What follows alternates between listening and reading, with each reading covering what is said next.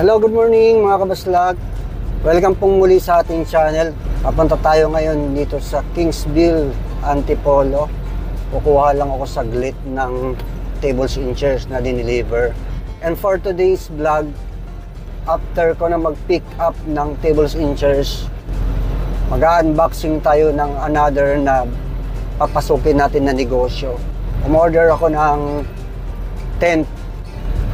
Papasok tayo ngayon, hindi lang sa tables and chairs, sasabayan natin ng tent for rent. Sabi ko nga sa inyo, sa negosyong tables and chairs, pwede kayong magsimula, pero dapat huwag kayong tumigil doon.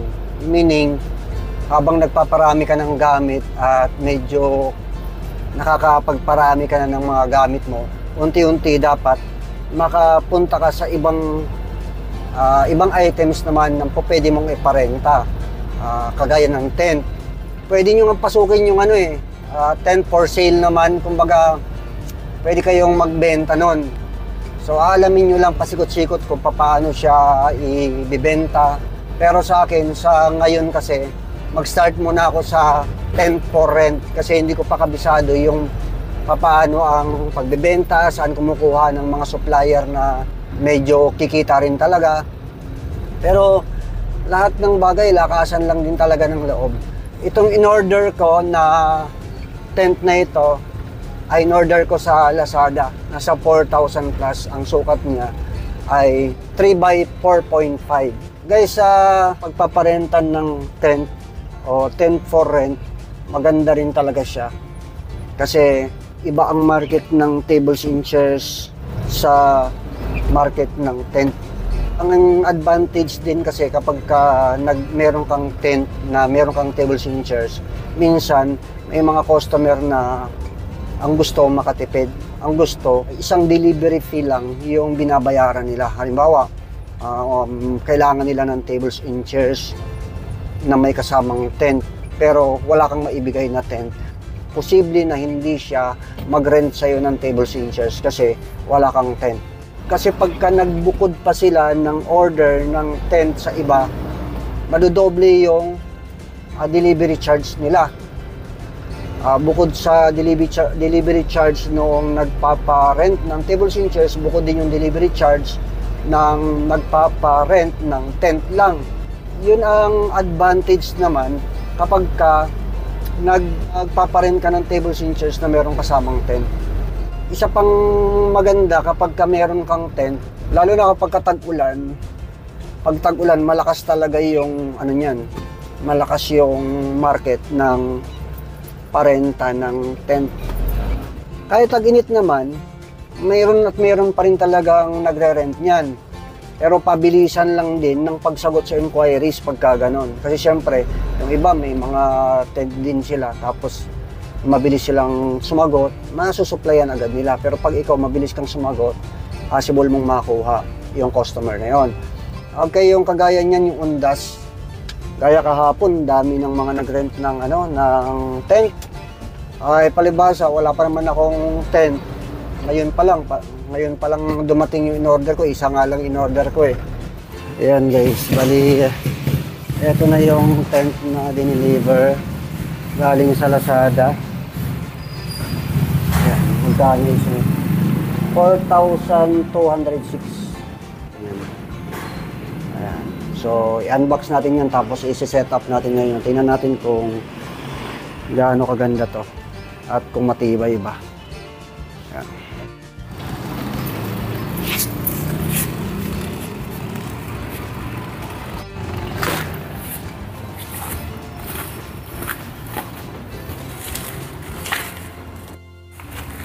3x4.5, kulay pula. Pula Yun Yung merong manual. So, may guide kung paano siya i-set up. Yan. Yan Medyo malalaki din yung bakal niya. Maganda rin. Malalaki din yung bakal. Oo, yung isa maliit eh. Ayan, buksan natin to. Ayan, okay, ano natin? Dali lang ha. Tama ba yung ginagawa natin? Ha? Angat yata. Tama. Sige, subukan mo natin na ano. Dali lang. Ano muna natin. Ito muna. Lakano ng konti, no? Sige nga, iangat nga natin. Hilahin mo konti doon.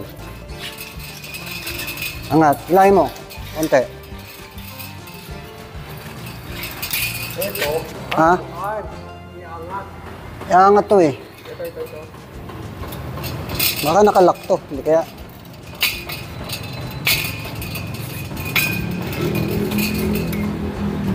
Hilahin natin pa ganyan. Yun. Sabi sa'yo eh. Yan, tapos ilagay natin to. Yan. Ito, lagay natin. Okay. Pag ano, no? Dali lang ha. Yan guys, after na maibuka ng konti, ay ilatag natin itong kanyang pinaka bubong, dahan-dahan lang kasi siyempre baka naman mawarak, pero mukhang matibay, mukhang makapal itong pinaka ano niya. Kumusta rin tatak. Ayan, then lagay natin sa gitna to, gitna siya. Ayan, okay na. Then after nyan, hilahin natin siya. Hindi, ibubuka yung bakal. Yan, buka mo dun. Tapos first time namin magkabit nito. Yung ano pala, hindi na ilagay. Ito oh. Baka hindi natin mailagay mamaya yan. Lalagay pala itong pinaka ano. Kalimutan ilagay. Pakita ko sa inyo yung dapat ilagay muna. Ayan. Ayan. Ito. Dapat nakalagay siya sa gitna. Bago.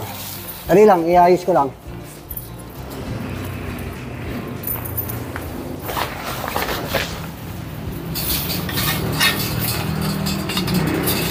Hilahin natin. Hila. Ha? Op, dali. Baka matanggal. Ha?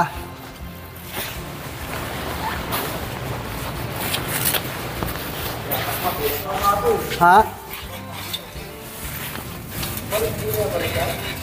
Aling baliktad? Hindi baliktad ang lonan yan. Hindi yan baliktad. Iangat lang natin. Lain natin.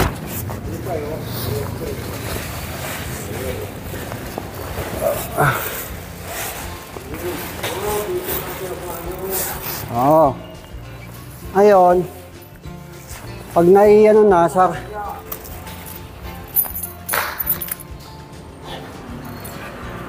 ayan guys, bali kailangan siyang ilak.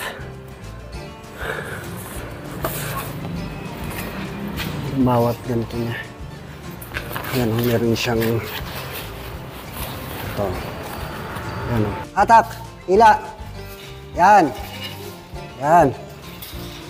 Wait lang ha. Iangat natin ito kasi lalak yan sa taas eh. Ilalak yan eh. Wait lang ha. Hila pa, hila.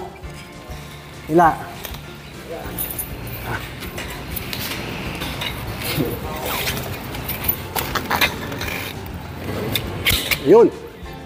Lock na.